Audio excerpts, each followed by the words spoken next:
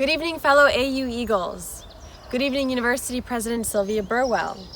Good evening, distinguished deans, administrators, faculty, and staff of the College of Arts and Sciences.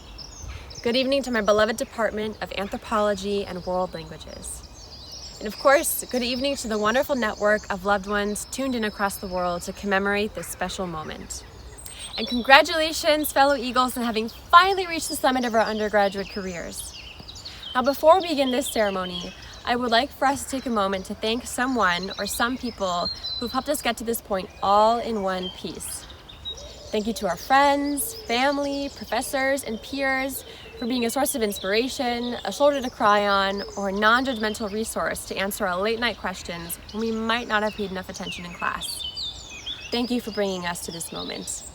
When I began my journey at American University, one of the first things that I did was join the unsponsored student group, Fossil Free AU.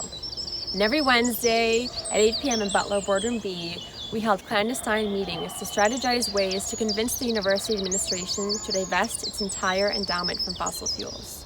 In other words, our mission was to hold American University accountable to its students, who were on track to inheriting a future that is irreversibly marked by the destructive forces of capitalism and the fossil fuel industry. Because it just didn't make sense for a university that claimed to be in the business of investing in students' futures to also finance an industry whose very existence was such a clear divestment from these very futures. Now, accountability, as I have learned over the course of my time as a student at AU, is a practice that we find ourselves in continual pursuit of. Indeed, as we entered the final year of our undergraduate careers, still enveloped in the energy of Freedom Summer 2020, students, faculty, and staff like myself are confronted with the reality that we are still far from holding ourselves accountable to the degree necessary in order to have a campus, a country, and a world that is predicated upon the principles of racial justice. So in this collective pursuit of greater accountability, I'd like to share two important research rules that my discipline of anthropology taught me: positionality and reflexivity. Positionality is an evaluation of how our social positions can impact the questions that we find necessary to ask to the conclusions that we find eminent to draw. And reflexivity is the reflex of holding oneself accountable to the research and all who are engaged with it. In other words, everything we do and everything we accomplish depends entirely on how we relate to one another.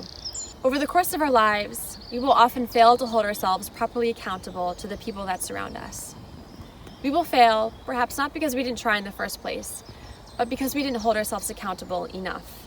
Before American University divested its endowment from fossil fuels in 2020, our alma mater had already committed to carbon neutral operations. And yes, carbon neutrality is arguably one way for our university to hold itself accountable. But it's not holding itself accountable enough to really stand up for a future that is environmentally just.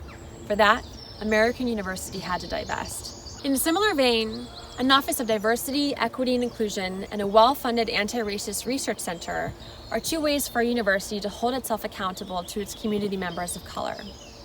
But it's not holding itself accountable enough to dismantle the structures of white supremacy and racial capitalism that are the tendons and bones of this society and this university community. To do so, in part, would require another kind of divestment.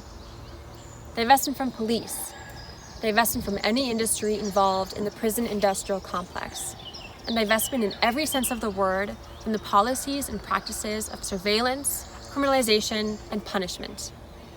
And this divestment must be accompanied by reparations to students, faculty, and staff who have long shouldered the emotional and mental energy burden of pushing for a more just campus and living through one that isn't. Now, at this point in time, month 14 of the pandemic by some recollections, we remain in what anthropologists call a liminal phase. And liminal phases are periods of free-fall transformation in which the outcomes are uncertain and success or survival depends not on who or what we were before, but entirely on what we are doing now. So as we go off into our new futures and forge for ourselves new roads that have never been traveled, I wish for us a greater sense of accountability. To better hold ourselves accountable to each other as friends, family members, co-workers, and bosses, especially if you're going to be someone's boss. To hold ourselves better accountable to ourselves as self-care becomes a routine, not an occasion, and to always reflect on the ways in which our practices and beliefs may be complicit in harmful power. To quote transformative justice educator Mia Mingus, if you are not actively cultivating relationships where you can have conversations about accountability, you were actively cultivating an unaccountable life. Most of us didn't enter AU already with a bone to pick with the administration, like the student activists of Fossil Free. But all of us will leave here with a clearer sense of how we would like to change our world and the common world that we share. So I wish each of you fellow AU Eagles a life of collective creativity, solidarity, and accountability as we all improvise this great social experiment called humanity. Thank you and congratulations.